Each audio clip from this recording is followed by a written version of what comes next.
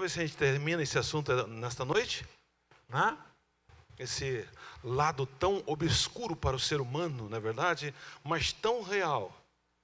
É tão obscuro, mas tão real, tá? E todos terão a nítida certeza, se não for arrebatado e a morte vier receber o salário, né? Vier pagar o salário, porque o salário do pecado é a morte, né? Irão entender como funciona literalmente esse lado. Então vamos apenas ler, e aí nós paramos no paraíso, do paraíso, terminamos o assunto do paraíso dessa noite, e vamos para o próximo assunto, que é o final, lago de fogo. Vamos entender por que o Senhor Jesus não tem a chave do lago de fogo. Porque ele não tem... Pastor, Jesus não tem autoridade sobre isso. Não, porque é um local totalmente diferente. É um local já com uma sentença, né, de juízo. E o próprio Deus sentenciou, ele não. Então vamos entender tudo isso. Lá do início, vamos ler para poder entender. Lá do início, por favor. Do início, para relembrar, né? Para relembrar. Isso, lá, submundo. Tá as fotos aí que eu achei na internet, tá?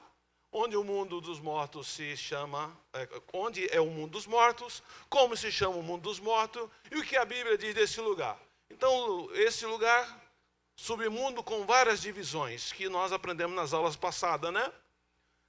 A primeira divisão, vamos trabalhar, que é o Tártaro, onde estão os anjos que a igreja irá julgar, né? Não são os anjos que virá o demônio, os anjos que virá o demônio, num momento, num ponto da eternidade, tá? E se nós utilizarmos uma música em forma de profecia, que todo mundo tinha ele como um meio doido, ele dizia assim: eu nasci há 10.000 anos atrás. Quem lembra? Não tem nada nesse mundo que eu não saiba demais. Tá? Está falando de quem? Está falando de Lucifer. Então, se nós, né, é uma analogia, não posso afirmar, é uma analogia, você entendeu? Tá? Esse mesmo cantor, ele canta uma música e vai o dia que a terra parou. Você vai ver literalmente o arrebatamento da igreja. O jornaleiro não saiu, o padeiro não saiu. Então, igreja, existe talentos, tá? Que mesmo se a pessoa não conhece Deus, mas o talento que Deus deu, tá, é utilizado, tá? Para que você possa entender isso, não é verdade? Para a glória de Deus Pai. Mas vamos lá. Esses anjos que foram largados no Tártaro, Pedro vai falar dele. Pois Deus não poupou os anjos culpados, mas precipitou e entregou aos antros do Tártaro, guardando para o dia do julgamento. E quem irá julgar é a igreja, né? E a igreja, por que, pastor, nós iremos julgar? Porque esses, em teofanias, tiveram contato com mulheres. Por isso que vão ser julgados por seres humanos, né? Obviamente, num corpo totalmente transformado, não essa carcaça humana que vocês estão vendo, né? Um corpo transformado, o corpo da ressurreição, assim como de Cristo, né? Tá todo mundo fechado no ambiente, Cristo entrava, passava pela parede, né? E ao mesmo tempo era sólido, ao mesmo tempo que passava pela parede era sólido. Ele falou: Tomé, coloca o dedo aqui. Porque Tomé disse: eu vou ver para crer, né? Coloca o dedo aqui. Então, porque também era sólido, você podia abraçar, não era uma névoa, não era uma fumaça, né? Esse corpo que nós teremos igualzinho do Senhor Jesus. Então vamos lá. Tártaro é a personificação do mundo inferior, neles estão as cavernas e gruta mais profunda e os cantos mais terríveis do reino do Hades. Tártaro com prisão subterrânea tão baixa, né, do Hades quanto a terra do céu. Neles são aprisionados somente os deuses, os anjos caídos, né, que eu já falei aqui, o panteão grego ou romano. Enquanto os seres humanos são lançados no submundo chamado Hades, que é Sheol, inferno na língua portuguesa. Né? 2 Pedro vai ainda dizer sobre esse local, porque Deus não poupou os anjos que pecaram, mas havendo lançado no inferno, Tártaro, os entregou à cadeia da escuridão, ficando a reserva para o dia do juízo. Judas também vai trabalhar isso. Judas é meio irmão do Senhor Jesus. Na sua carta de um capítulo, no verso 6, ele vai dizer, olha, e os anjos, que é o penúltimo livro da Bíblia, né? E os anjos que não guardaram o seu principado, a sua ordem, a sua ordenança, mas deixaram a sua própria habitação, reservou na escuridão e prisões eternas até ao juízo daquele grande dia. Então todas essas passagens tratam dos anjos que pecaram e apontam o local no submundo que é o Tártaro, tá bom? Disse simplesmente, ao usar este verbo Tártaro, foi que Deus aprisionou os anjos que pecaram ou praticaram esses pecados que relata em Gênesis. E aí nós vamos ver a passagem, literalmente, quando esses seres viveram aqui na terra, não é verdade? Praticamente viveram aí 1654 anos da caída não, quando Adão é expulso do paraíso, até o dia do dilúvio dá 1654 anos, né? 3 idades do Brasil, mais uma pouca, idade do descobrimento. Então vamos lá, Gênesis capítulo 6, verso 2, viram os filhos de Deus, que são os anjos, né, que as filhas dos homens, a filha de Caim, e tomaram para si as mulheres de todas que escolheram. Naqueles dias estavam os néfilis na terra, que são eles, e foram depois de quando os filhos de Deus conheceram as filhas dos homens, as quais deram filhos, e esses néfilis eram os valentes e os homens de renovo que houve na antiguidade. Uma ressalva, igreja. Você sabe porque acontecerá um grande cataclismo, que será o advento do arrebatamento, a segunda vinda de Cristo? Porque está surgindo uma raça indefinida, não foi Deus que criou. A mesma coisa aconteceu no dilúvio. O dilúvio veio, pastor, é pecado, concorda, mas Noé, quando desceu da arca com seus filhos, continuaram a pecar. E não foi pecadinho não, tá? Para você ter ideia. Quando Noé enche o tamborim, né? Dizem, a camada, os ais que eram na época, não fermentava tanto a uva, e agora ele plantou uma parreira de uva, nasceu, ele colheu a uva e tomou aquele suco, fermentou, virou vinho, tomou e ficou bêbado. Aí o que acontece? Cão, que é o terceiro filho, opa, nosso pai está bêbado, vamos fazer o seguinte, vamos castrá-lo. Vamos conhecer a intimidade dele, vamos castrá-lo para ele não poder gerar mais filho. Olha a situação que está. Se o mundo foi destruído com água por causa do pecado, as pessoas deveriam descer da arca com um dedo na consciência. Opa, vamos ser mais. Mas não. Poucos dias, menos de um ano, o próprio cão com seu filho acaba capando Noé, para Noé não ter mais filho, para que o mundo só fosse deles. É interessante isso. A queda dos anjos que pecaram foi de uma condição de honra à dignidade que eles usufruíam antes, como parte da família universal de Deus, para uma condição de desonra e condenação, e uma condenação que quem vai julgar somos nós. Podemos analisar da seguinte forma o texto que podemos ser expresso. Deus não poupou os anjos que pecaram, mas rebaixou, entregou as cadeias e a escuridão. Tendo-se encarnado em corpos como homem, eles viveram na terra como se fosse homem, casando com mulheres, vindo a produzir uma raça híbrida de gigantes, que eu já li lá em Gênesis capítulo 6. Seus anteriores corpos de homens encarnados foram destruídos no dilúvio. Tá? No tempo de Noé, eles não estavam autorizados a encarnar-se como tais hoje, senão ainda veríamos isso acontecer. Os anjos simplesmente voltam ao mundo espiritual e, no entanto, sobre a restrição de que Pedro e Judas falaram. Se nós olharmos o relato bíblico, depois do dilúvio, só existe um período de teofania, e o próprio Jesus, Deus está ali, quando é no caso de Abraão, tá? Depois você vê a aparição de anjos que não estão em teofania, não sentam, não comem, nada. Não vê nada disso. Somente nesse período, para uma aliança que Deus fez com Abraão, vai ali 3 anjos, e um é o próprio Deus, que sentou na mesa com Abraão, comeu e disse Sara que daqui 1 ano ela carregaria um filho. Deu risada, por isso que o nome de Isaac é filho do riso. Agora vamos lá para outra parte subterrânea, Hades Sheol, mundo dos mortos, já é para o ser humano, não é para os anjos. A palavra Hades em grego é Sheol, e Sheol em hebraico, traduzido para a língua portuguesa, é o que, igreja? Isso, vamos lá. Podemos se traduzir por sepultura, profundeza, morte ou pó, como está escrito. No sol do seu rosto comerá o teu pão, até que retorne o quê? A terra. Então o homem não pode ser preguiçoso, porque dela fosse tomado, porquanto és pó, e ao pó o quê? Retornará. E o lugar onde que morreram sem salvação a Bíblia afirma no Salmo 16, o verso 10. Né? Esse local, pois não deixará a minha alma onde? No inferno. Nem permitirá que o teu santo veja a corrupção. Deus usando a vida do profeta, rei, né? E escritor ao mesmo tempo, Davi, falando da pessoa do Senhor Jesus. Esse salmo aponta para Jesus, né? O apóstolo Paulo, com muita ousadia e revelação da palavra, disse em 1 Coríntios capítulo 15, verso 5, onde está a morte, veículo, o teu aguilhão, a injeção que mata a vida neste corpo, onde está o inferno, residência da tua alma. Onde está a tua vitória? É como se fosse, né, sala de espera para o lago de fogo. Então, todas as pessoas que estão nessa região, a grande maioria, não vou dizer a totalidade, mas serão lançados no lago de fogo.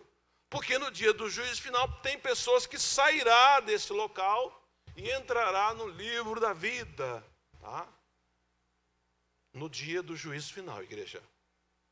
Não tem nada a ver com o período da graça que nós vivemos, tá?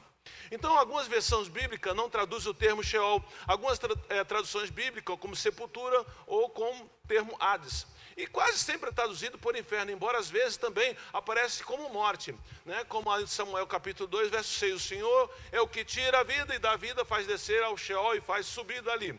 Então a ideia de inferno é abaixo de nós, talvez no centro da terra vem de passagem como Lucas capítulo de número 10, verso 15, apontando esse local, tu Cafarnaum, elevaste porventura até ao céu e descerá até o inferno. Então, céu para cima e inferno para baixo. Em Mateus capítulo de número 10, verso 28, e não temos o que mata o corpo e não pode matar a alma, temei antes aquele que pode fazer perecer no inferno tanto a alma como no corpo, né? O corpo no pó da terra e a alma neste local. Além disso, 1 Samuel capítulo 28, verso 13 e 15, né? O médium lá, né, com aquela mulher, viu o espírito de Samuel, um demônio se materializou, que sobe da terra, da continuidade, e vai também trabalhar Jó capítulo 26, os mortos tremem debaixo das águas com os que ali habitam. Efésios também vai dizer que antes de Jesus subir ao céu, ele também havia descido até as regiões inferiores da terra. Então, apontando que o inferno, o Sheol, o Hades, o Tártaro, é debaixo dos nossos pés, né? Debaixo do chão do mar. A interpretação às regiões mais inferiores da terra, uma referência ao inferno, onde Jesus passou o tempo entre a sua morte e a sua ressurreição. Apesar da doutrina acerca do inferno não aparece tão detalhada no livro do Antigo Testamento, como aparece no Novo Testamento. Há muito texto que apontam para esse lugar. Um dos exemplos que podemos utilizar é a passagem do Salmo 73, versos 17 e 19, quando o salmista Asaf, num questionamento sobre o sofrimento do justo e a prosperidade dos ímpios, entende o quão terrível é o destino do ímpio quando morre, pois eles caem em ruína, são destruídos de repente, completamente, tomados de pavor. Aqui podemos entender que o sofrimento do ímpio está sendo descrito desde o estado intermediário, onde ele aguarda o juízo final, até a sua condenação definitiva no lago de fogo. Pastor, o senhor está dizendo que a Bíblia afirma que a pessoa que não crê em Deus, muitos virão nessa vida, vão gozar, vão ter experiência, vão ter tudo, tá? Nunca irão sofrer, e o sofrimento dele virão depois da morte? Sim. Há uma classe de seres humanos assim. Abismo, que nós trabalhamos a aula passada, né? Lugar onde estão presos os demônios, não é verdade? Esse local aí é o grande abismo, tá? E a terra era sem forma vazia, havia trevas sobre a face do abismo, e o Espírito de Deus se movia sobre a face das águas. Então, este é o local. Interessante, igreja. A linha do horizonte. Para entendimento, claro, significa dessa passagem do abismo, é importante que você compare um versículo e a outro. Fazendo isso, fica muito claro o que é este lugar e onde ele está situado. O exemplo de Gênesis, capítulo de número 1, verso 2, fala da terra sobre a face do abismo, sobre a face das águas, né? Referente ao mar que cobria toda a terra. Paulo diz que passou um dia e uma noite na face do abismo, se referindo ao mar. Então o texto de Apocalipse está escrito que a besta, o anticristo, sobe da onde? Do mar. Indicando que o seu local é para baixo. Lucas capítulo 8, 31, rogo-lhe que não fosse mandado para o abismo. Romanos capítulo 10, quem descerá ao abismo? A pergunta isto é, a tornar a trazer dentre os mortos a Cristo. Só ele desceu a essa região. E veio de lá. Em um naufrágio 3 vezes, uma noite e um dia passei na face do abismo, Paulo dizendo, né, o quinto anjo tocou a trombeta e viu uma estrela caída do céu na terra e foi-lhe dado a chave do poço do abismo, que sairá demônios que estão presos lá, que vai atentar a terra de uma forma totalmente diferente que até os dias de hoje o ser humano conhece.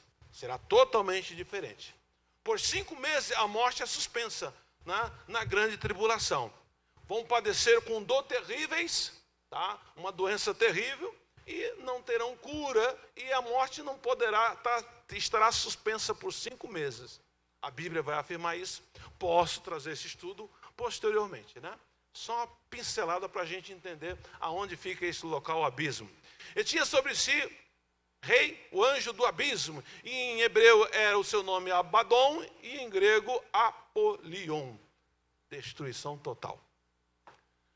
Apocalipse 11, 7. Estou lendo rápido porque já estudamos isso, só para relembrar. E quando acabar o seu testamento, o seu testemunho, a besta que sobe do abismo, que lhe fará guerra, e os vencerá e os matará. Apocalipse 17, 8. A besta que viste foi e já não é, e há de subir do abismo, e irá à perdição. E os que habitam na terra, cujos nomes não estão escritos no livro da vida, desde a fundação do mundo, se admirarão vendo a besta que era e já não é, mas que virá, tá? E vi descer do céu um anjo que tinha a chave do abismo e uma grande cadeia na sua mão, tá? E ele prendeu quem? Quem ele prendeu esse anjo? Um anjo. Prendeu quem, igreja? Satanás, no abismo.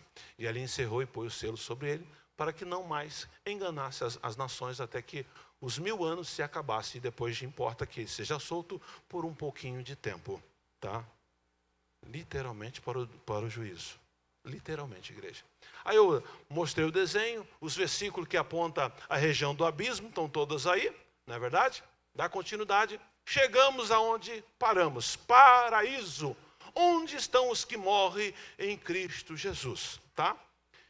Então, neste local está quem, igreja? Primeiramente, quem morreu e está nesse local? Hã? Quem? Adão está nesse local? Abel está nesse local? Quem hoje está nesse local? Hã? Então, vamos trabalhar aqui do ladrão da cruz para cá. A turma do Velho Testamento não estão nesse local, segundo a Bíblia. Há vários teólogos dizem que afirmam que sim, que não, mas vamos que a Bíblia, não adianta eu ter o título de teólogo que querer dizer o que não está na Bíblia. A Bíblia vai dizer em Mateus capítulo 27, versos 52 e 53, que quando o Senhor ressuscitou, apareceu mortos com ele, ressuscitado com o mesmo corpo dele, então todos que estavam nessa região foram com ele, tá? Porque para entrar, igreja, ó, não tem como eu entrar no terceiro céu, aonde habita Deus, com esse corpo. Todos os apóstolos que tiveram visão, tá, foram em espírito. E mesmo o espírito caiu como morto. Daniel, a mesma coisa. O anjo teve que tocar nele para dar vida. João, na ilha de Pátima, caiu como morto, literalmente aos pés. Ele estava no estado de espírito, tá, tendo essa visão. Então, para entrar nessa região, aonde habita Cristo, tem que estar com o corpo transformado. O corpo transformado, você vai dizer igual o apóstolo Paulo, aonde está a morte? Então, para entrar nos céus, precisa de um corpo transformado. A pessoa que morre em Cristo Jesus está aguardando um corpo transformado. Não está no céu.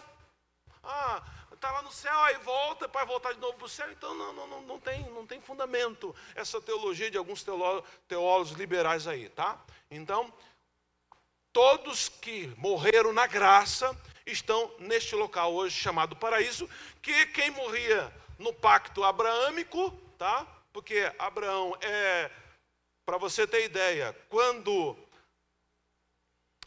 Noé, que é o homem mais velho da terra, morre, Abraão tem aproximadamente 56 anos de idade, tá?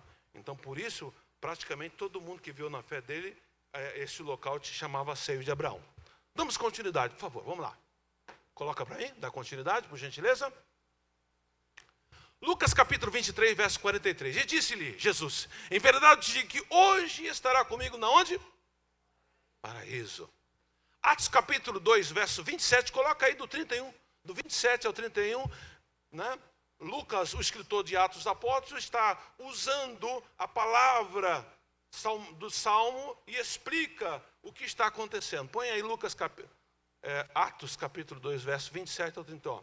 Pois não deixará a minha alma no inferno, nem permitirá que os teus santos vejam a corrupção. Salmo 116 vai dizer isso. Da continuação, verso de número 28. Fizeste-me conhecido os caminhos da vida, e com a tua face me encherás de júbilo. Falando da pessoa do Senhor Jesus. Verso 29. Homens e irmãos, seja-me lícito dizer-vos livremente acerca do patriarca Davi, porque foi Davi que profetizou sobre Jesus nesse salmo, que ele morreu e foi sepultado, e entre nós está até hoje a sua sepultura, dizendo Davi, tá? Sendo, pois, profeta e sabendo que Deus lhe havia prometido com um juramento que do fruto dos seus lombos, segundo a carne, levantaria Cristo para se assentar sobre o seu trono, 31, e antevendo isso, disse da ressurreição de Cristo nesse salmo, né? Que a sua alma não foi deixada no inferno, nem a sua carne viu a corrupção. Então, já está falando da pessoa de Jesus. O seu Jesus já tinha assunto ao céu, né? Então, está explicando ali para a glória de Deus Pai. Então, diz que a alma de Jesus foi para o Hades, região, né, inferno. Aqui, ele diz que o ladrão convertido, que ele estaria com ele no paraíso. Isso deixa claro que o paraíso está dentro do Hades, região onde estão os que morrem. Na história de Lázaro, o homem rico, está escrito que um está no Hades e o outro está no seio de Abraão, nome dado ao paraíso nos dias do Senhor Jesus. Era possível ao homem rico levantar os olhos e ver Lázaro no seio de Abraão. Então era possível. Há um grande abismo que separa esse local. 2 Coríntios capítulo 12, verso 4 vai dizer: fui arrebatado ao paraíso e ouvi palavras o quê? Inefável, que ao homem não é lícito falar. Então tudo que o apóstolo Paulo viu em visão, ele não pôde contar o que ele viu. Ao que ele viu, não, ele não viu, ele ouviu. Ele é arrebatado em espírito ao terceiro céu, tá? E é arrebatado em espírito e ouve, não ver. Ele ouve coisas que ao homem não é lícito contar, porque há um enigma do mundo dos mortos para conosco, viu? A pessoa que chegou mais perto conta uma parábola, diz que é Jesus, tá? Porque é totalmente obscuro, né? Essa declaração de Paulo é muito importante no verso anterior. Ele disse que foi arrebatado ao terceiro céu, onde habita Deus. Agora ele diz que foi arrebatado ao paraíso e acrescenta: eu ouvi palavras inefáveis, que ao homem não é lícito falar. Esse local é lacrado. Literalmente. É tanto que nessa parábola tem muito detalhe, como é tão verdadeira. O rico que está ali tem 5 irmãos. Ele pede que alguém vá falar na casa dele para não vir para aquele local. Então, a única pessoa que dá detalhe mais profundo desse local é o Senhor Jesus. Nenhuma outra passagem com tanto detalhe, tão rico, como nessa parábola do Senhor Jesus, do Lázaro, tá? E o rico. Não tem outro, não aquele Lázaro que Jesus ressuscitou. Não tem nada a ver. É outro Lázaro, é um Lázaro da parábola. Então não há um detalhe tão rico como essa parábola. Tirando isso, a Bíblia vai dar um lampejo num versículo, num outro livro, lampejo. Mas essa parábola, ela é contundente, ela fala muito sobre esta região. Tá? Então, extracar que são 2 lugares diferentes. O que ouviu no céu, ele poderia falar, mas não o que ouviu no paraíso. Não podia falar. Alguns comentaristas afirmam que quando Jesus subiu ao céu, ele transferiu o paraíso para o céu. E ele usa a palavra de Paulo. Quando ele subiu às alturas, levou o cativo, as pessoas que estavam lá, na lei, né? E o cativeiro. Efésios capítulo 4, verso 8. Isso não pode se referir à morte, porque ela é o último inimigo que será destruído, tá? Então, a morte ouvirá um couro da igreja quando cada um recebeu seu corpo transformado. Só ouviu um glória. Preste bem atenção. E entenda bem, que todos salvos estão no livro da vida, porque foram escolhidos desde a fundação do mundo. E isto emprega muito com a graça, viu, igreja? A graça de Cristo, o sangue dele, tá? Então, quando a igreja receber o seu corpo transformado, como o apóstolo Paulo dá uma aula em 1 Coríntios capítulo 15, uma aula maravilhosa, do verso 50 em diante, tá? Ele vai falar dessa mudança, dessa transformação, e literalmente, nós com o corpo transformado, poderemos dar sentença para a morte. Porque ela não terá mais controle, ela não terá mais força. Porque o que acontece, igreja? O que alimenta nós? O que alimenta nós? Arroz, feijão, carne, macarrão. O que alimenta a morte?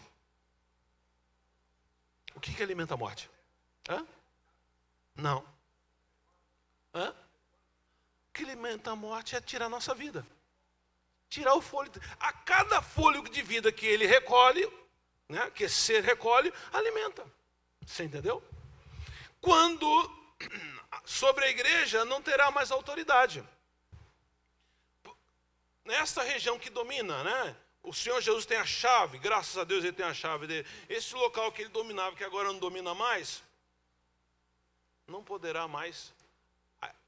Todo ser humano que nasceu de Adão e Eva morre, tinha que ficar naquele local. Agora, o salvo em Cristo Jesus, não. Então, por isso que a igreja jogará uma sentença sobre a morte. Morte, onde está seu agrião? Onde está sua força? Onde está seu poder? Acabou. Você vai dizer isso quando você tiver um corpo transformado. Amém, igreja? E quem espera esse dia para ter um corpo transformado? Jesus amado. E o que precisa ter para manter a esperança desse corpo transformado? Negar cada dia. Entendeu? O maior inimigo é você vencer a sua natureza. Tá? É o maior inimigo. Porque eu estava conversando com minha esposa hoje de manhã no carro, estava indo fazer um exame médico. Eu estava dizendo para ela como o homem, o ser humano, não o homem, o ser humano é terrível. Analise comigo, igreja, tá? Quantas pessoas, eu vou fazer essa pergunta para os homens e para as mulheres, tá? Quantas pessoas aproximadamente, homens, a pergunta agora para os homens e depois eu passo para as irmãs. Quantas pessoas aproximadamente tinham na terra quando Caim matou Abel?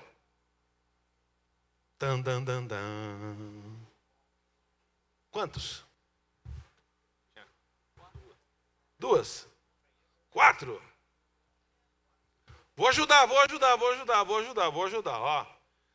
Abel tem 56 anos e Caim tem 70. Vamos lá? Abel tem 56 anos de idade, tá? E Caim, que é o mais velho, tem 70. Quantas pessoas tinham ali? Irmã, pode soprar, vamos lá. Oi?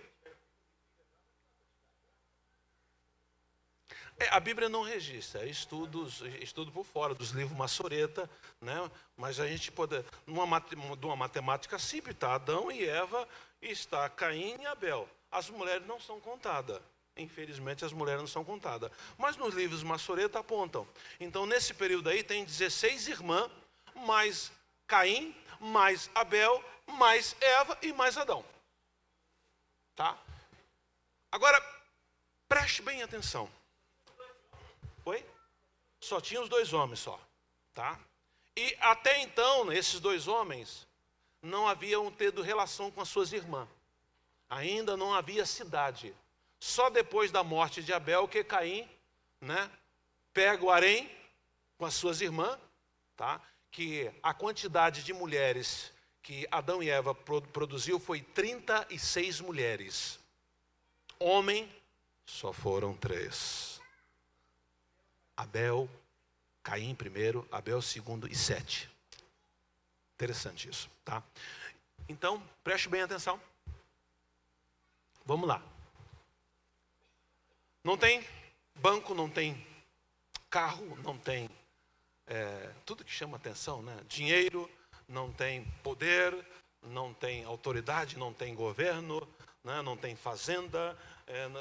Tudo ali são deles. Tudo ali são deles. Concorda? Porque hoje, né, você vê uma pessoa com dinheiro, vê com um carrão, ou com a casa, ou com um iate. Né? Queria ter uma vida assim. Agora, se olhar para Abel e Caim, tudo que ele tem ali é deles. Um cria ovelha e o outro é lavrador, tá? É agricultor. Tudo deles. O que olhar para a direita é meu, o que olhar para a esquerda é meu. O que a vista alcançar de terra era deles.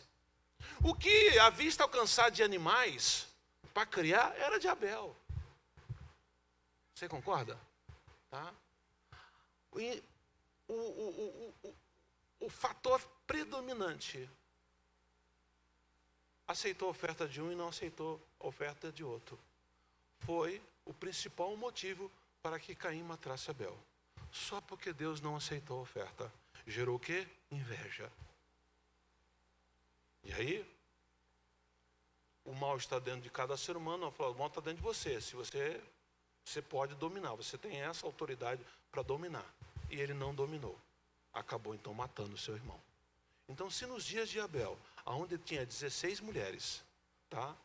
Adão e Eva, Caim e Abel, uma quantidade. Imagine hoje, igreja. Imagine hoje. Então, a essência do mal do homem é mal. Quando ele coloca isso quando você coloca isso para fora, ou em atitude, ou em gesto, tá? Você dá legalidade a quem é o príncipe do mal, Satanás. Enquanto está dentro de você, 12/8.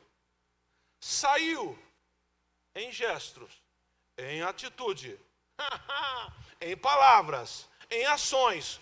Você deu legalidade para Satanás, porque ele está ao derredor. Aí ele faz uma lambança, você não tem ideia, aí ele faz uma lambança.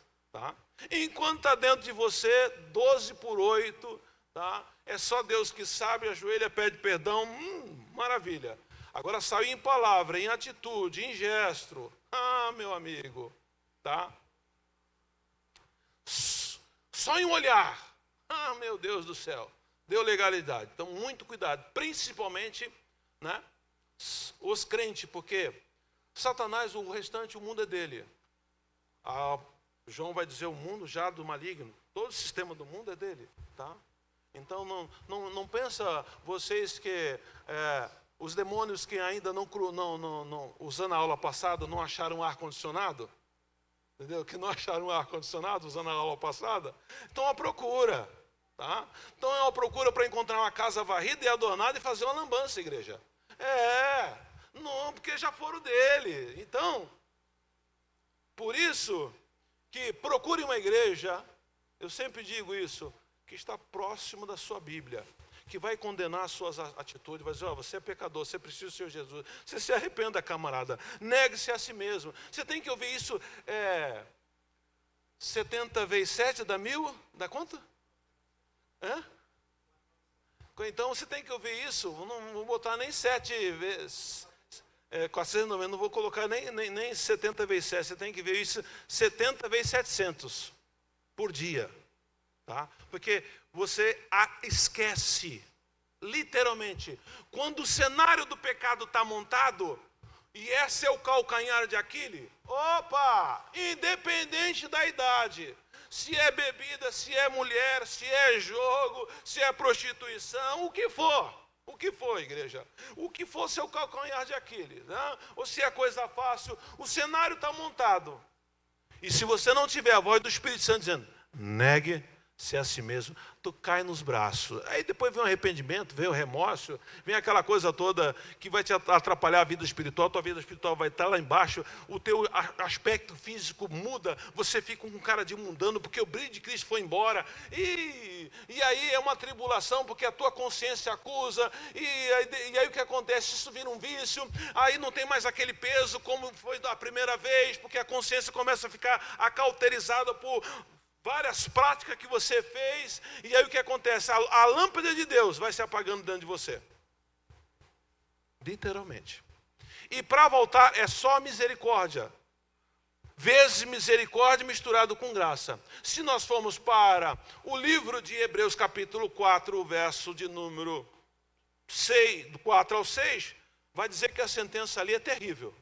Vai dizer que a sentença é quase que impossível que volte de novo. Não sou eu que digo, mas é a Bíblia, tá? Então, diante dessa fugida que eu disse lá para contar a quantidade de pessoas que tinham, voltando agora para 1 Coríntios capítulo 15 e verso 26, Jesus já venceu a morte, mas ela ainda continua operando, concorda? Eu tive no velório essa semana, fazendo um culto fúnebre, porque ela está reinando aí. Se essa declaração se refere ao paraíso, fica muito estranho, como um jardim de delícia, que está lá em Gênesis capítulo 2, verso 8 e 10, poderia ser chamado de cativeiro, mas ainda, se alguém não tiver o corpo glorificado, não pode comparecer diante de Deus no céu, pois é considerado nu, segundo 2 Coríntios capítulo 5, verso 1 e 3, vai dizer isso, tá? Então, esse corpo glorificado ainda não foi dado, segundo a palavra de Paulo, a Timóteo declara que a ressurreição já se realizou e é desvio da verdade. Se a ressurreição, nós estamos aguardando. A única pessoa ressurreto que venceu a morte, quem é? Jesus. Por quê? Porque não foi gerado de homem, tá? Quem carrega a semente do mal é o homem. A mulher não. Interessante isso, né? Quem carrega a semente do mal é o homem, não é a mulher. Jesus foi gerado no útero de uma mulher. Não teve mal porque foi obra e graça do Espírito Santo. Tá? Agora, vindo de um homem, uau! Então, por isso, tá? Tudo indica que os salvos permanecem no paraíso, que é uma parte do Hades, cujas portas não prevalecerão contra a igreja. Lá. Eu vejo o pregador pular no púlpito. As portas do inferno não se prevalecerão contra a igreja. Essa igreja não peca mais. Essa igreja não tem mais domínio. Essa igreja, né? Porque não é a igreja, nós que estamos vivos ainda, né? Tá bom? Apocalipse capítulo 2, verso 7. Quem tem ouvido, ouça o que o Espírito diz à igreja. O que vencer, dar-lhe-ei de comer da árvore da vida, que está no meio do paraíso de Deus. Que árvore é essa? Porque ela dá 12 frutos por ano. Porque as nações têm que comer dessa árvore. É um outro estudo, muito lindo. Lago de fogo, e terminamos e estar aberto para as perguntas. Lago de fogo. O lago de fogo, o inferno, que já é jogado lá dentro dessa região. Lago de fogo representa outro tipo de morte, que é a segunda morte. Igreja, vamos lá. Existe a morte física, natural. Existe a morte espiritual, tá? E existe a segunda morte, que a pessoa está no inferno e é jogada num lago de fogo. Essa não tem jeito, essa é a segunda morte. Essa é terrível, tá? Embora ela também seja um estado total inatividade, há uma diferença. A Bíblia não fala nada sobre a ressurreição da segunda morte. Por exemplo, a Bíblia fala que Jesus tem a chave da morte e do inferno, para indicar que ele tem autoridade para libertar pessoas da morte, ressuscitando do pecado de Adão. Apocalipse capítulo 1, verso 18, o 20 e o 13. Né? No entanto, ninguém, nem mesmo Jesus, possui a chave para o lago de fogo, porque é um local já de sentença. Não tem jeito. Tá? Não tem jeito. Ninguém sai desse local. É forte um negócio desse, é duro, né? Jesus, Deus Todo-Poderoso, não tem a chave desse local. Jesus não tem autoridade para tirar a pessoa do lago de fogo. Não tem. Porque já foi dado, é tanto que este local, tá, entrará em funcionamento no dia do juízo final. Tá? A igreja é arrebatada, Jesus vem à terra, né? Há aquela catástrofe terrível, né? O mundo volta como era nos dias de jardim do Éden, né? Não mais esses 5 continentes, se agrupa de novo como era. Tá? O local mais alto da face da terra é o Monte Sião, ele escolheu isso, você entendeu? E aí ele reina por 1000 anos, aonde Davi reinou. Toda a terra será reinada por 1000 anos. Nós estaremos reinando com ele, glória a Deus e aleluia por isso. Né? Os animais serão mudados, não comerão mais. Essa cadeia alimentar totalmente é mudada. Tá? Uma criança brincará com uma cobra. Vai ser uma coisa maravilhosa. Aí Satanás é solto para a sentença do juízo. Trono branco, agora o Senhor Jesus, que no período da graça foi advogado, ele agora é o juiz. Então todas as pessoas que não tiver no livro da Bíblia, juntamente com Satanás, com a besta, com o falso profeta, que é a triade do mal, será lançado no lago de fogo. E ninguém pode tirar. Por isso que é um local de sentença. Esse local é tão terrível que existe um animal lá que ele não morre. É onde o bicho não morre e o fogo não apaga. Tá? Pastor, isso não é historinha não. Para trazer medo. Não é, igreja. Eu queria que fosse. Eu queria que fosse. Tá? E eu tenho que falar para vocês, as igrejas hoje não tratam mais esse assunto, porque não tem quórum, não tira a glória a Deus, não tira a aleluia, não enche igreja. São assuntos que os pastores atuais não trabalham, porque também não manja muito desse assunto, não trabalha, tá? E igreja, no tribunal de Cristo, eu quero estar com as mãos limpas, tudo que eu aprendi, ensinei. Porque o que acontece, igreja? Quando a pessoa conhece, erra menos, tá? E conhecendo, tem uma sentença totalmente diferente. Então, o conhecer vai te gerar o quê? Temor, né? O temor é o princípio da sabedoria. Então, tendo condições de conhecimento da palavra, esses assuntos escatológicos, vai gerar temor. Vai gerar temor. Passou umas semanas aqui em São Paulo muito quente. Nossa, tinha que ficar no ar-condicionado, você não aguentava. E a pessoa que tem problema de pressão, aquela coisa, uma temperatura de 38, né? 38 no Rio, mais quente, no litoral mais quente. A pessoa, agora imagine nesta região. Pastor, mas nessa região eu não estou com corpo físico. Mas engano seu, porque você com corpo físico aqui, você pode entrar no ar-condicionado, você pode tomar um banho de água fria, pegar um balde, jogar o gelo, sei lá. Agora, nesta região, a tua alma não tem habilidade do corpo. E não tem recurso. É sede eterna, é fome eterna, é dor eterna. Você entendeu? Calor eterno, depressão eterna, medo eterno. Tudo que nós repudiamos, tá? Lá a frequência será 1000 vezes. O teu corpo, ele limita. Ele limita. Literalmente, o corpo da gente limita. Tá? Quando a alma não tem o corpo, ela está full. Não tem limite. Então é dor eterna. Aqui, se você sentir uma dor no corpo, que vai atingir a tua alma, né? Tomou aí um remédio, qualquer coisa, agora lá não. Tá?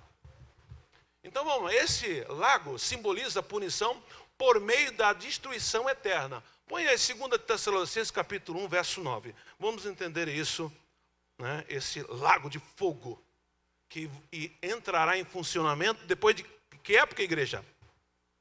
O lago de fogo funcionará depois de que época? Depois do juízo final, né? Trono branco. Os quais por castigo padecerão eterna perdição, longe da face do Senhor e da glória do seu poder. Então é este o local, eternamente. O inferno não é eternamente, não. Há um período, porque ele será lançado também no lago de fogo. Apocalipse capítulo 19, verso 20. Mas a besta foi aprisionada e com ela o falso profeta. Os dois foram lançados vivos dentro do lago de fogo que arde com enxofre. Apocalipse capítulo 20, verso 10. O diabo, o sedutor deles, foi lançado para dentro do lago de fogo e enxofre, onde já se encontraram não só a besta, como também o falso profeta. Os dois irão inaugurar primeiramente esses dois lugares, né? Apocalipse capítulo 20, verso 15. E se alguém não foi achado escrito no livro da vida, esse foi lançado para dentro do lago de fogo. Amém? Dúvidas sobre tudo que foi falado? Hoje abordamos paraíso e lago de fogo. Se tiver dúvida, pode falar dos assuntos aí, que nós vamos esclarecer em nome do Senhor Jesus aí.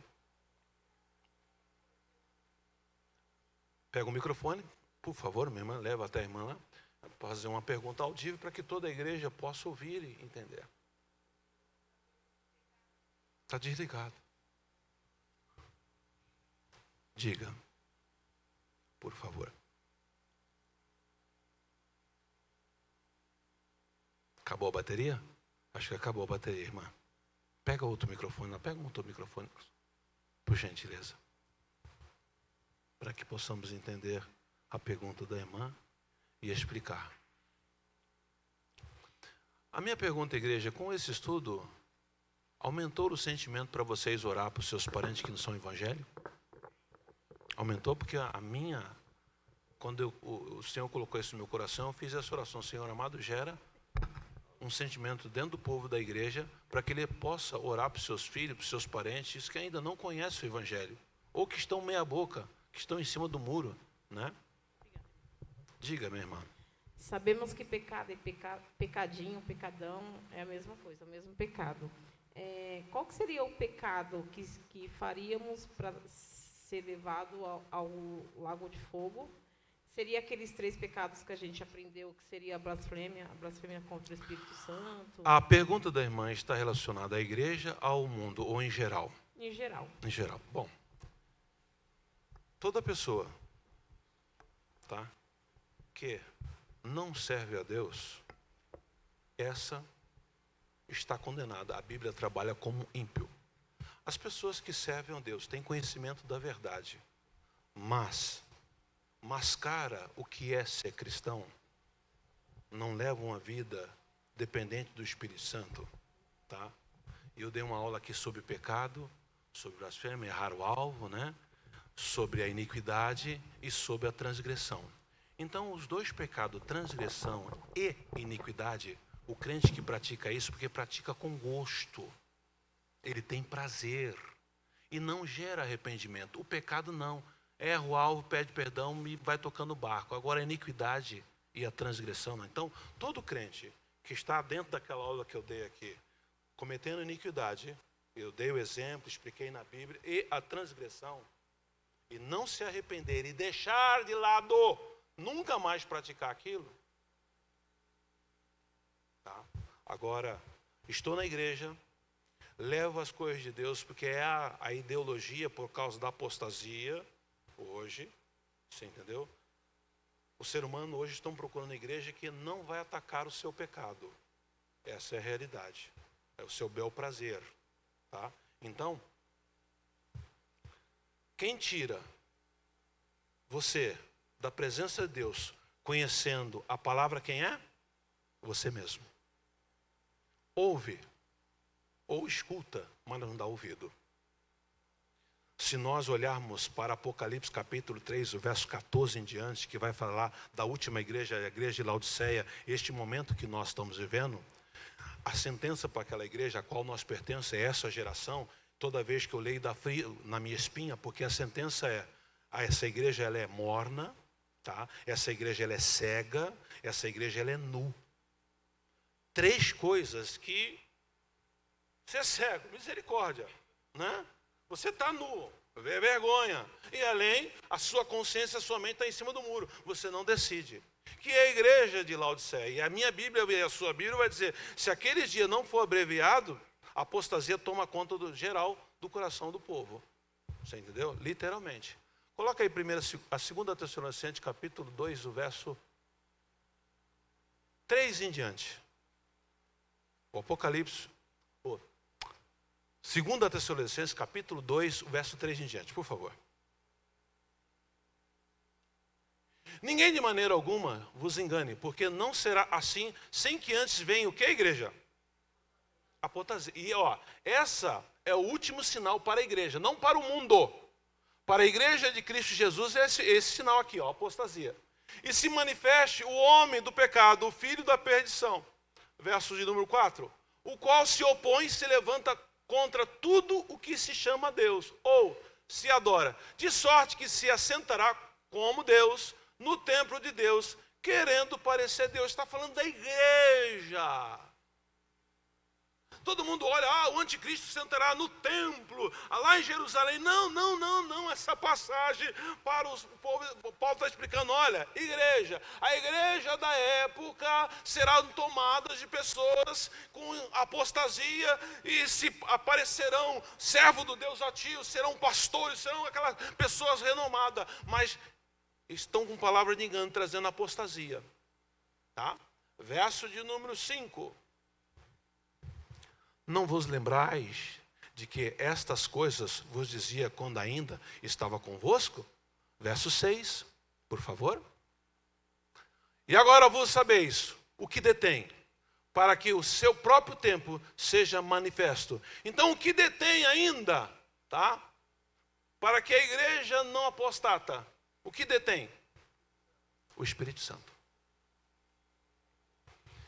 Quando ele sair, preste bem atenção, quando a igreja for arrebatada, ele deixará de ser consolador, ele é consolador na graça. Tá? No tempo da lei, ele literalmente possuía um corpo franzininho de Sansão e com a queixada matava 1000. Ele possuía os guerreiros que eram canhoto de Davi, de lutar e a espada entrar na mão. Só um com a espada matava 700. Você entendeu? Possuía um em profecia e dizia coisa. Só que na graça não. Na graça ele é consolador. Na graça ele é ajudador. Na graça ele é conselheiro. A tal ponto que o próprio Jesus, olha, se pecar contra ele, não tem perdão. Porque no Velho Testamento ele diz, a sentença. Opa, quantas vezes? Tá? Quantas vezes? Não escapava ninguém. Nem um homem que era segundo o coração de Deus. Davi chamou Joabe, faz a contagem aí. Só em Judá tem 800. Tá? Tem 500. E fora de Judá, todo Israel, mais 800. Então, 8, 5, 13. 1.300.000 pessoas são soldados aí. Opa, eu estou ganhando a guerra. O Espírito Santo, você está ganhando a guerra por causa de mim. Mandou um profeta lá, olha, 3 sentenças. Escolhe a um, não vai passar batido. E ele escolheu. É melhor ficar 3 dias na mão de Deus do que na mão dos outros. E aí o que acontece? Ele abre a janela de manhã, o Espírito Santo manda um anjo que, ao tirar a bainha, a espada da bainha, 70.000 homens morreram naquela manhã. Davi sai correndo do seu palácio, vai para a Aroeira de Arumã, onde é o templo que Salomão construiu, compra aquele pedaço de terra de quem era o dono e faz ali um altar. E pede perdão, Senhor, fui eu que pequei. 70 mil homens já morreram por causa de mim. E aí foi aplacado a ira. Então, igreja, irmã, hoje, o que conhece a verdade e não pratica é um sério candidato para não participar do arrebatamento e também não participar da vida eterna com Deus. Leva o microfone lá.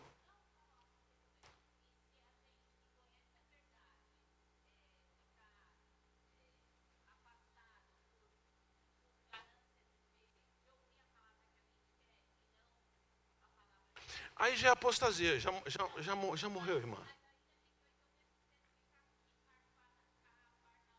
Perfeitamente. Conviver com Jesus, vira os milagres, aquela coisa da... Irmã, outra coisa que eu leio e dá frio na espinha, tá? Apartai-vos de mim, eu não vos conheço. Você tem ideia? Nunca te conheci, camarada. Nem te vi, nem mais gordo, nem mais magro. Mas, Senhor, como isso? No teu nome eu expulsei do mundo, eu ia na igreja, no teu nome eu falava língua estranha, no teu nome eu carregava a Bíblia, no teu nome eu abria a igreja, no teu nome eu era dizimista. Não te conheço. Você ouviu isso da boca de Deus? Tá? E aí, passou uma vida toda aqui se enganando, achando que estava dentro do seu achismo, achando que estava fazendo a coisa certa, não aproveitou o mundão, que o mundão é bom pra caramba, quem falar o contrário está mentindo. Já é pecado, porque é bom, pecar é gostoso, dá prazer. E aí, é duro, porque nunca examinou, e sempre escutou a palavra, nunca deu ouvido. E aí, nunca, sempre. Você sabe qual é o mal dessa geração, igreja? Sabe qual é o mal? Olham para o Senhor Jesus e esquece que Ele é uma divindade que opera na justiça, na santidade e no amor. Aí, deram as costas para a justiça e deram as costas para a santidade. Ele é só amor. Eu não posso relacionar com Deus só através do amor. Ele é Deus completo, Ele é Deus, Ele é Pai, Filho e Espírito Santo. Ele não é Deus Pai, Deus Filho e Deus Espírito Santo. Não existe três deuses, existe um de três, operação diferente.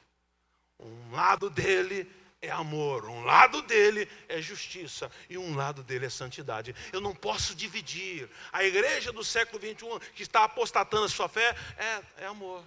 A igreja do amor. Inclusive tem até nome.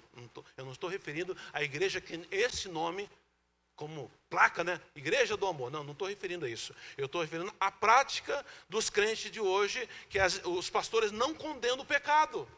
Não condena o pecado e não aponta que tem que ter uma vida de santidade.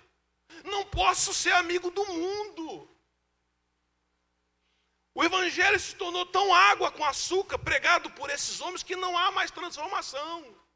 Entrava um travesti na igreja, aceitava Jesus, mudava, porque o evangelho transformava a vida.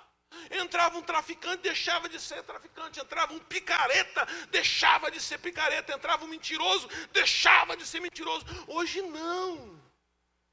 Ele se convence do evangelho e não se converte de corpo, de alma e espírito. As suas mazelas estão dentro dela porque não foram crucificadas em Cristo. Se torna um verdadeiro joio dentro da igreja.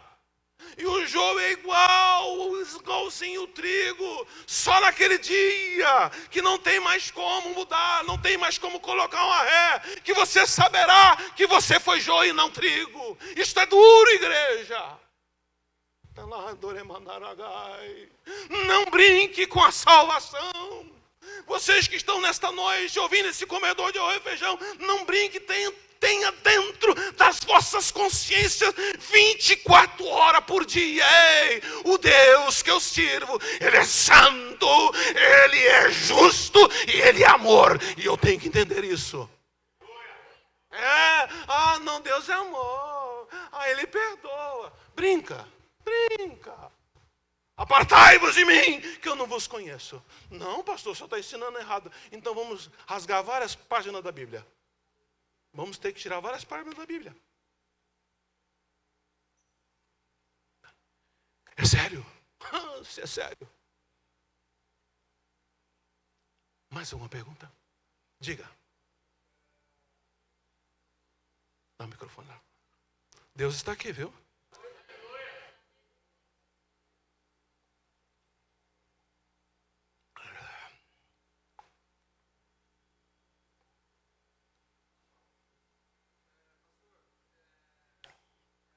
Ajuda a irmã com esse microfone, por favor.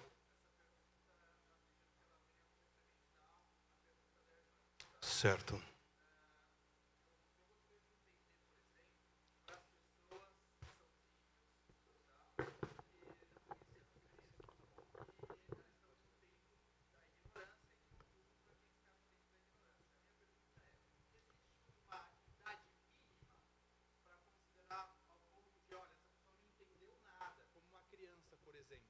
Ou não existe? Por quê? Existe, irmã. Existe, irmão. Cada período, desse período da graça que a graça já permeia a vida do ser humano há 2000 anos atrás, se nós pegássemos uma menina ou menino de 200 anos atrás, com 16, 17 anos era bobinho. Se nós pegarmos hoje uma criança de 8 anos, 7 anos, dá nó em pingo d'água. Tá? O pecado se alastrou, evoluiu. A idade de ingenuidade da vida do ser humano. Há uma passagem bíblica em 1 Reis, já no final do livro, não vou me recordar, o que acontece. Salomão, na sua velhice, o que ele faz? Ele permite que todas as suas 700 mulheres, fora as concubinas, venham adorar os deuses dele atrás do muro de Jerusalém. Não dentro do muro, para dentro da cidade, não. E aí, o que acontece? Por causa disso, o reino rasgou, aí ficou para Roboão, que é filho dele, e ficou para Jeroboão, que ficou com as 10 tribos. Aí morre Roboão, vem Abião. E o que acontece? E aquela luta, né? E Jeroboão, para que comanda o reino das 10 tribos do norte, para não fazer ao povo ir em Jerusalém adorar, o que ele faz? Levanta bezerros de ouros em Siló, em Samaria, para o povo adorar. E há um profeta chamado Aias, né? E esse profeta que foi usado por Deus quando Salomão era vivo. Olha, eu hoje rasgo o reino de Salomão. Vou dividir Israel. 10 tribos será para você.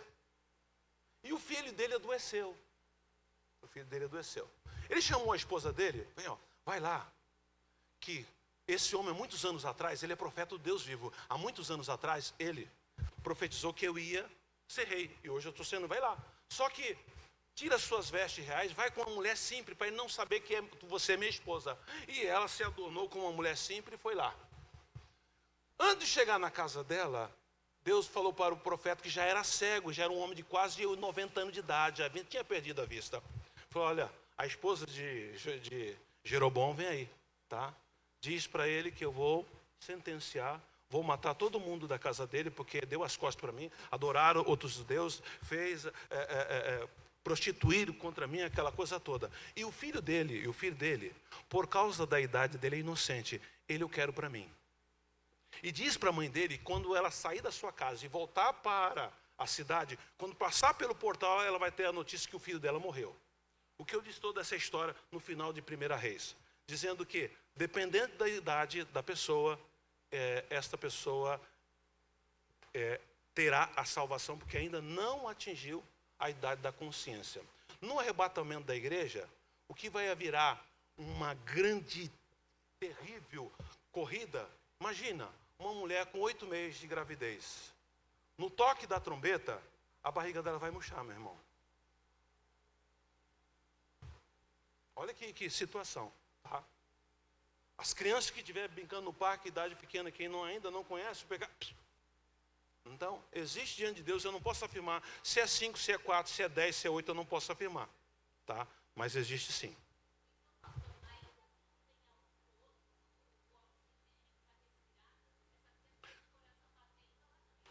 ela respira, né, irmã? Ela respira, né? Não por ela, pela mãe, sim, perfeitamente. Porque ela tem uma alma dentro dela, irmã. Tá? Desde o primeiro dia que ela foi concebida, existe uma alma. Diga. Posso fazer uma outra pergunta? Pode. Vamos lá. Vamos que Pastor, ainda temos 10 minutos. Essa pergunta é do paraíso. Paraíso. Eu gostaria de entender, na verdade, primeira coisa, lá no Éden, Deus descia para poder, né, conversar com Adão. Perfeitamente. A minha pergunta, que está associada também ao paraíso, é: o Deus que descia para conversar com Adão era o Deus Pai ou era Cristo? Porque caminhava. E aí, associado ao paraíso, quando nós estivermos no paraíso, nós veremos o Deus Pai ou somente o Deus Cristo, o Deus Filho? Porque Isaías, né, falava que viu o anjo e tinha o anjo que tampava os olhos, tampava os pés. Isso ele viu o terceiro céu. Isso. O que acontece no terceiro céu. No terceiro céu, perdão. Isso. Não paraíso, no terceiro Isso. céu. A pergunta é: vamos ver Deus na sua majestade gloriosa ou não? Boa pergunta, irmã. Segundo a Bíblia, Deus é espírito, não é verdade? Tá? Ninguém nunca viu Deus. Essa é a realidade. Todos os homens que tiveram contato viu luz, aquela coisa toda. É tremendo. O que nós iremos ver com esse corpo transformado? Jesus e Adão. Duas pessoas idênticas e serão o mais velho. Tá? Agora, a palavra, o Pai. Porque quem está vendo, o próprio Jesus, quem está vendo a mim está vendo o Pai. Porque não existe três pessoas, meu irmão. A sua pergunta está fazendo que, como existe três pessoas, existe Deus Pai, Deus Filho e Deus Espírito Santo. Não, só existe um. Entendeu?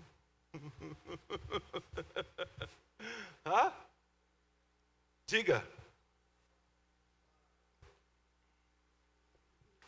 A irmã Cida, ela fez uma pergunta, falou sobre o pecado, eu não sei se eu entendi direito. Mas quando nós falamos de pecado, associamos, o pecador não vai para o céu, nós associamos que tipos de pecados, Mais perto do microfone. pecados diferentes, pecados que trazem consequências diferentes, mas tudo é pecado.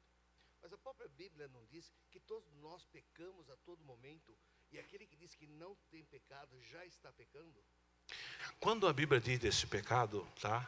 Esse pecado, na tradução, é o pecado natural, que herdamos de Adão e Eva. Tá?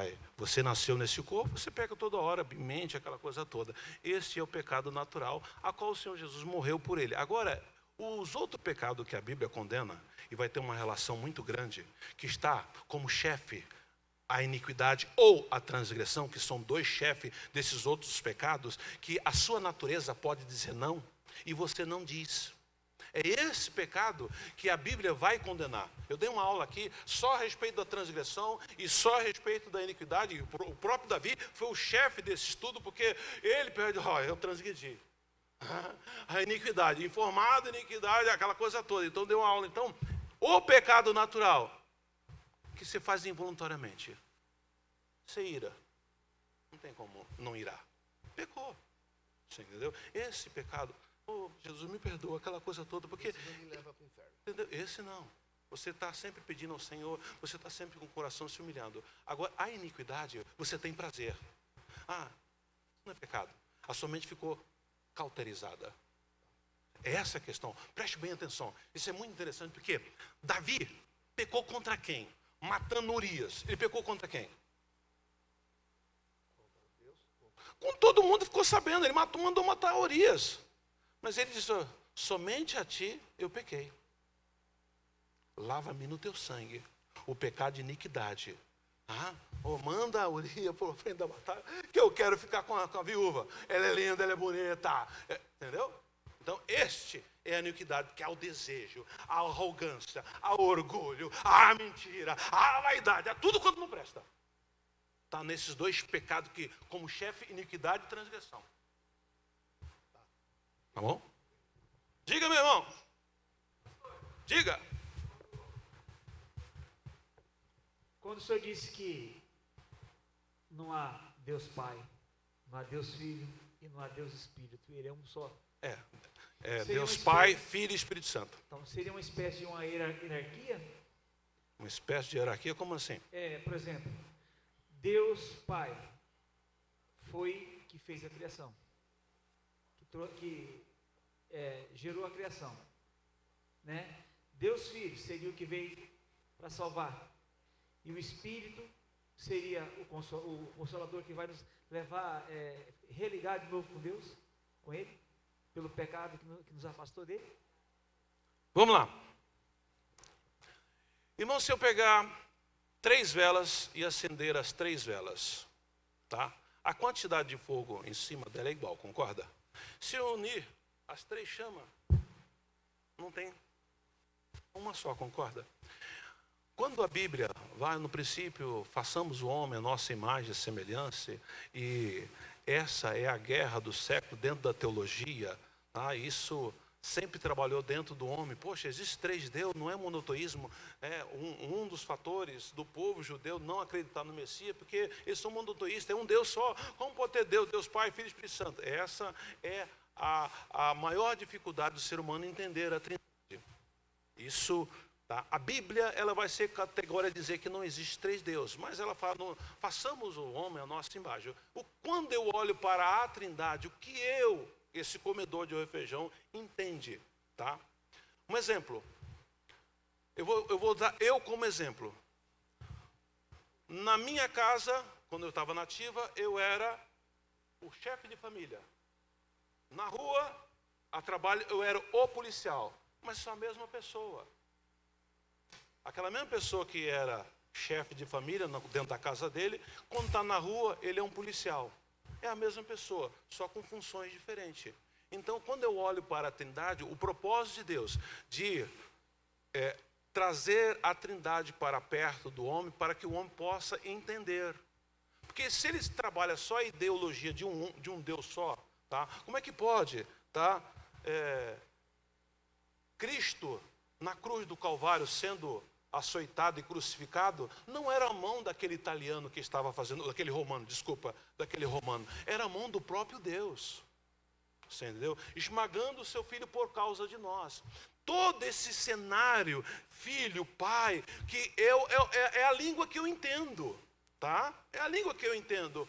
Como é que pode um pai bater, maltratar, moer o filho por causa de outras pessoas? Esta língua eu entendo. Se fosse outra língua eu não teria entender. Então Deus se fez desta forma, tá? Dizendo, olha, eu vou para o Pai e mandarei igual a mim. É Ele na pessoa bendita do Espírito Santo. Entendeu? Olha, o Deus Pai está à direita de Deus Pai intercedendo a igreja. São linguagem para que eu possa sentir amado, para que eu possa entender um aspecto do céu, como funciona a meu respeito. Então eu olho para a Trindade, exclusivamente Deus querendo mostrar o mais simples possível a ideia que eu tenho aqui de pai, a ideia que eu tenho aqui de filho, para que eu possa poder relacionar com Ele. Se não fosse isso, misericórdia, fica difícil você entender Deus.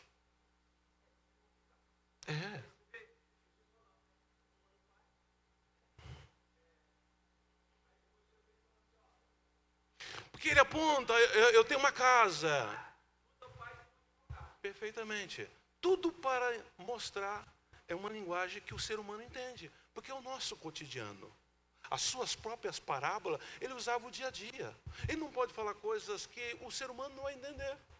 Paulo, 7 idiomas, doutor da lei, formado na melhor faculdade, Harvard, da época, né? Aquela coisa toda. Ele foi no céu e viu coisas que a língua dele, nos idiomas, ele não podia falar. É muito sublime, é muito mais alto do que qualquer mente possa pensar.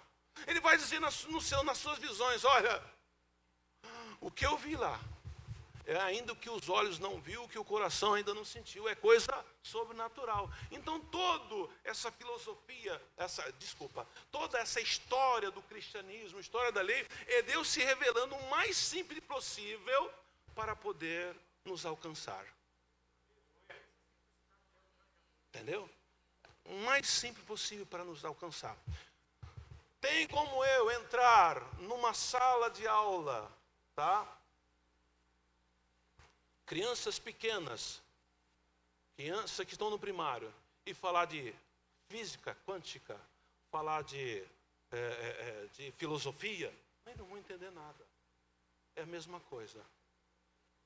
Paulo vai dizer, olha o que Paulo vai dizer, que nós que aceitamos Jesus, nós estamos vendo o mundo espiritual como se vê a imagem num escudo, que é tudo distorcido. Só naquele dia com o corpo transformado que você vai ver, meu Deus, é muito mais do que a minha mente humana na época imaginava. Então, toda essa história bíblica, Deus usou a mais simples para poder chamar e atrair a atenção do ser humano, que é que nós conhecemos. Amém? Diga, meu irmão. Dá um microfone para ele, então, pastor. Porque então, quando Cristo estava sendo crucificado, ele ergueu as mãos para os céus e falou: Pai, perdoa essa gente que eles não sabem o que faz. Então, mais uma forma para entender, poxa, ele está pedindo ao pai dele para perdoar pecado, para não levar em consideração. Olha que amor. Essa história toda para mostrar a simplicidade. Hã? Seria Deus Supremo. Então, meu irmão, não existe Deus Supremo. Existe um só. Tá? Não existe, como eu vou repetir, não existe Deus Pai, Deus Filho e Deus Espírito Santo. Existe um Deus relacionando com o homem como se fosse a Trindade. 3. Essa é a realidade. E só na eternidade o irmão terá a ideia absoluta do que eu estou falando. O que eu me refiro é porque Jesus falou: Pai, Irmão, a Bíblia é recheada. Paulo vai dizer que o Espírito Santo está intercedendo conosco com gemido inexprimível. Pedro vai dizer que Jesus está sentado à destra de Deus Pai. A Bíblia é recheada de mostrar a Trindade de uma forma para que eu e você entenda. Só que não existe 3 deuses, só um Deus. E só na eternidade nós teremos a eterna, absoluta compreensão disso.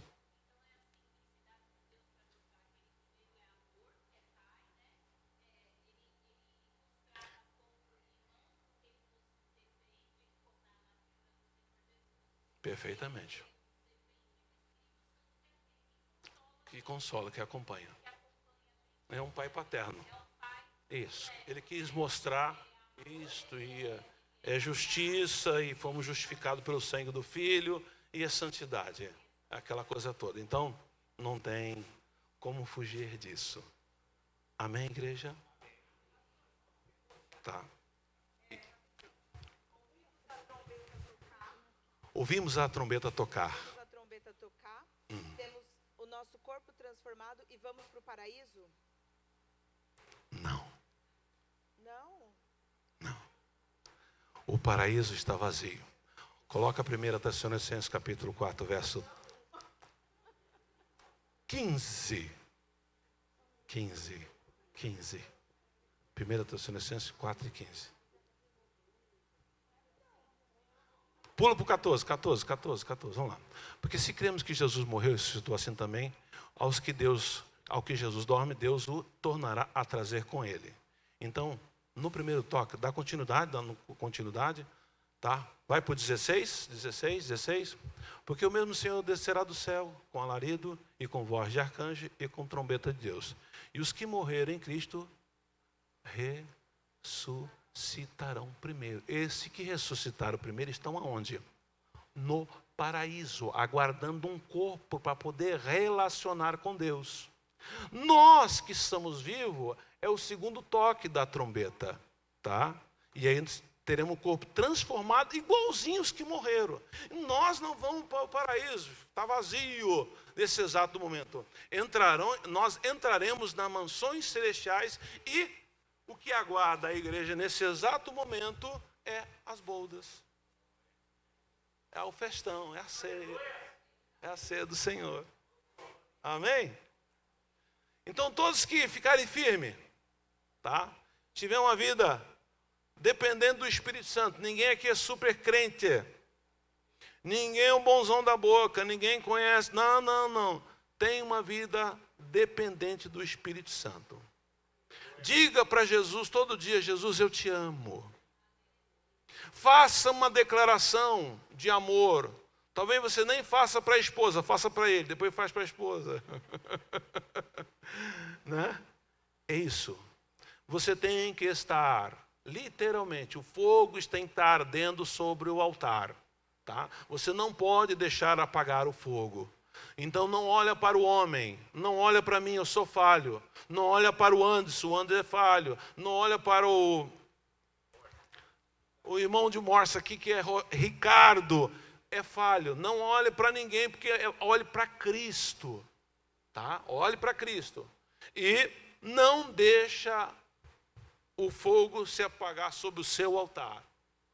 Por mais situação diversa que você possa passar. Você entendeu? É isso, dá um nó na cabeça de todos os demônios. Satanás desce com toda a renca de demônio para um homem, está lá, olha, cheio de lepra, perdeu tudo e não vai negar, não. Ainda adora. Não nasci e não vou morrer, louvado seja o nome de Deus. Deu um nó na cabeça dos anjos. Pode, irmão.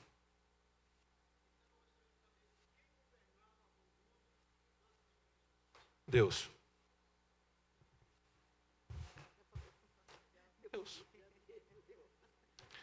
Quando o irmão chegar na sua casa, eu gostaria que o irmão fizesse uma leitura, tá? Porque eu não vou ter tempo para poder, que já terminou. Marca aí, Provérbios, capítulo 8, verso 22 em diante. Se eu faço essa leitura, que vai responder a sua pergunta, tá? Marca aí, Provérbios, capítulo 8, verso 22 em diante. Responderá a sua pergunta. Amém? Eu disse que livro, meu irmão? Que livro eu disse? Provérbio. Irmão, olha para mim, por favor. Que livro que eu disse? Provérbio. Que capítulo? 8, e o verso 22 em diante. Responderá a sua pergunta. Amém, igreja? Próxima aula, acabamos esse assunto. Você abordou um tema interessante. Qual o tema que você abordou? Lembra?